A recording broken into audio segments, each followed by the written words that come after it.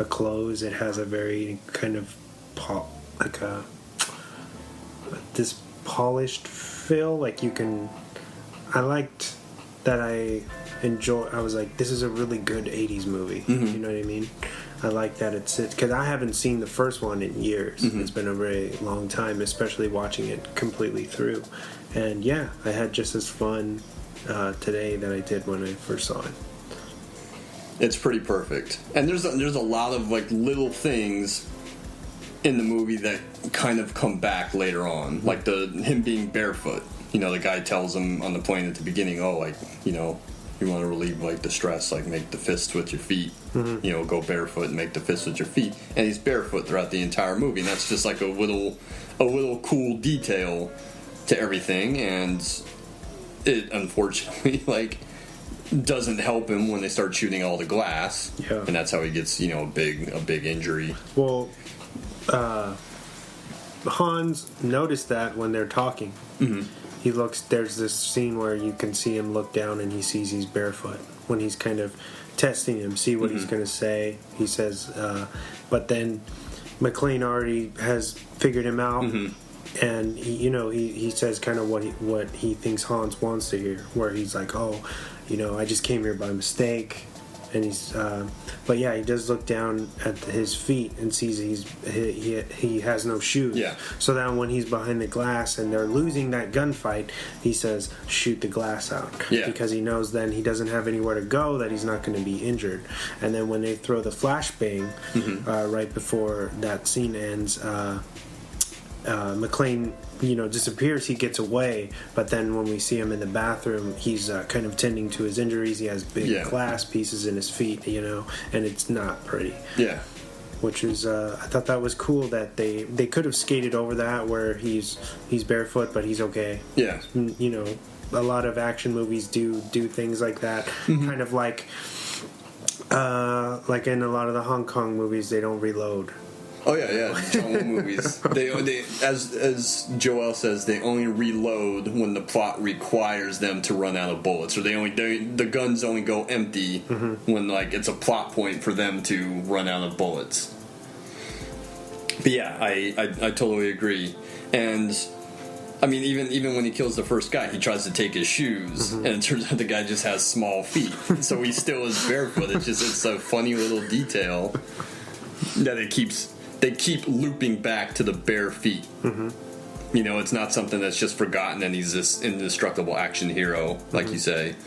No, like him being barefoot takes his toll because he's barefoot. He gets hurt really badly by being barefoot, and that's just like a good detail in the film. And another thing about the Die Hard movies, especially those first three, he gets injured like big time throughout all of those movies. He's like bloodied and beat up, and there's a scene in the third one where I think he gets cut and he's walking and you can just see the blood just dripping off of his hands. And it's brutal. But that's, like you said, that's part of its charm, is he's not those guys that, jump from this building to the next and don't hurt themselves and fall, 3 stories and don't get hurt. They just get up and walk like it was nothing. No, like he gets the glass shattered. It's not just his foot. If you can see, he's got a ton of little cuts. Yeah. Oh yeah. All over him. By the time he saves Holly. Yeah. When he goes down to reach down, I was paying attention. He has all these tiny little cuts that he got all over his chest.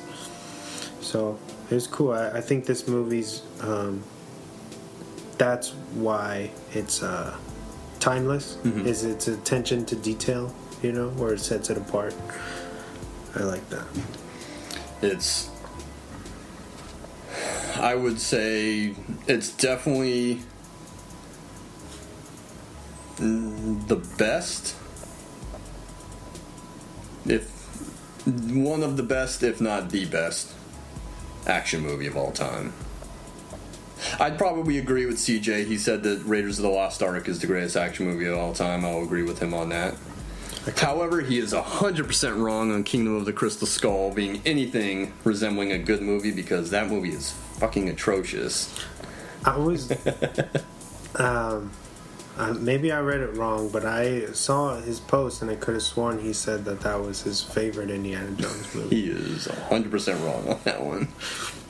But he did say during the Black Klansman No, episode, I remember. the Raiders of the He Lost was like, Ark "Of course, Raiders." the greatest action movie. I'll agree with him on that. Yeah. And then there's Die Hard.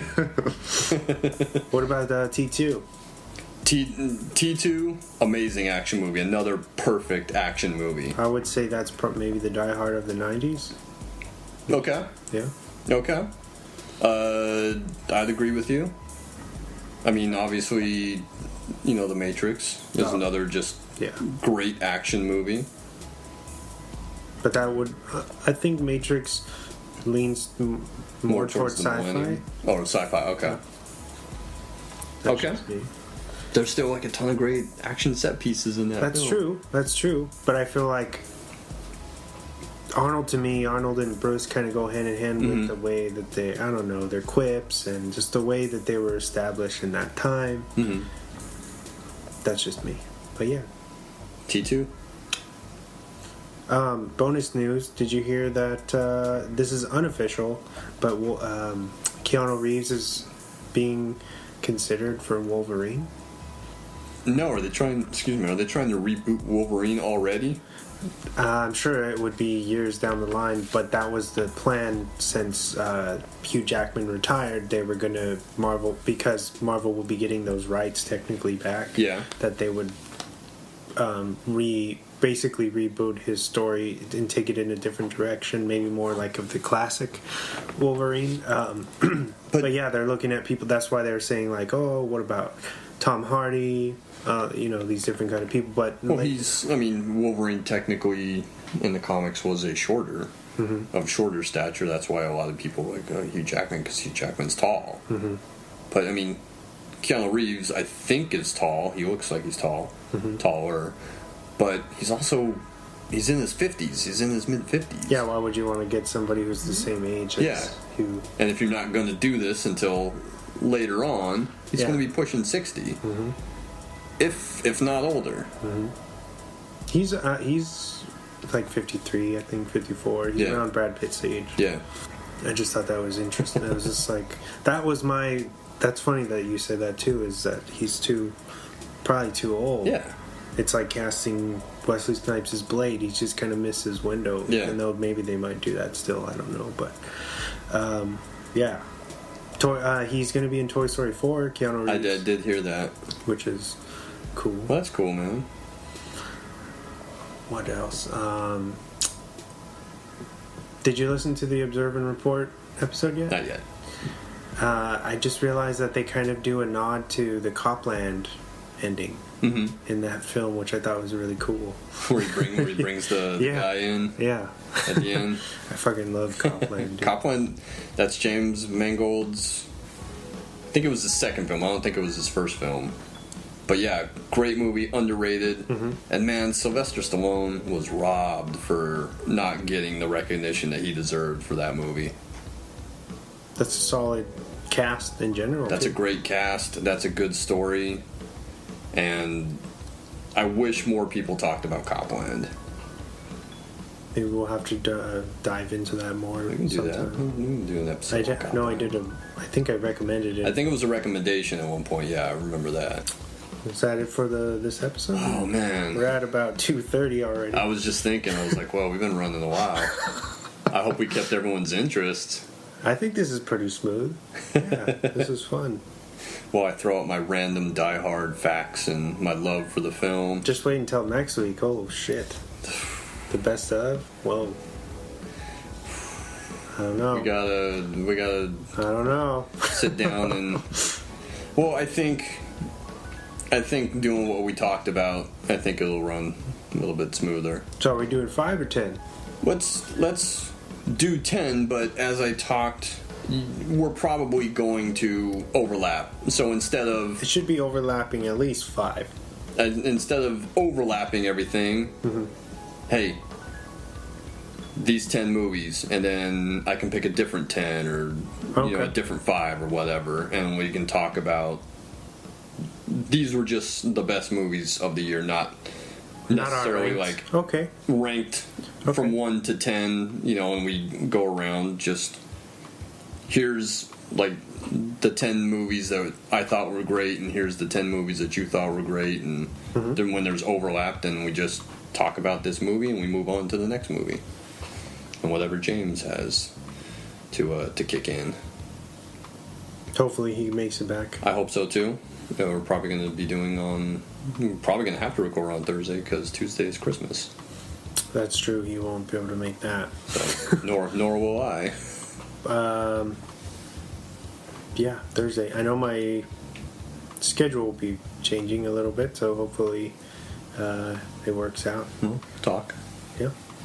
We'll talk. Thank you for coming on. Thank you for having me, man. You know, I love doing the show. This was probably next to The Long Kiss Goodnight. This was like one of the episodes I really, really wanted to do and was super excited. Not that I'm not excited to be on the show, but this was like my movie that I wanted to do, and I told you this months ago, like, oh, for December, for Christmas, we need to do Die Hard. Yeah. Because not enough people talk about Die Hard at Christmas. I'm being facetious when I say that because we just saw the commercial earlier. Yeah, IFC. For IFC. It's going to play it on Christmas. They're playing it nonstop. Just Die Hard. All day. All day? Yeah. That's awesome. That's awesome. So you could just like pop in at any time, watch 20 minutes of Die Hard. Yep. But this and The Long Kiss Goodnight, those are 2 episodes I was really, really excited to do and talk about those films, and I'm glad that you were able to have me Yeah, of course. talk about it. I'm hoping I didn't bore everyone to death No, dude. talking about Die Hard. It's always super interesting. You could talk about last time you took a dump. And Your audience and I definitely does not want to hear that. To be honest, I don't know. But in all seriousness, it's always fun having you on.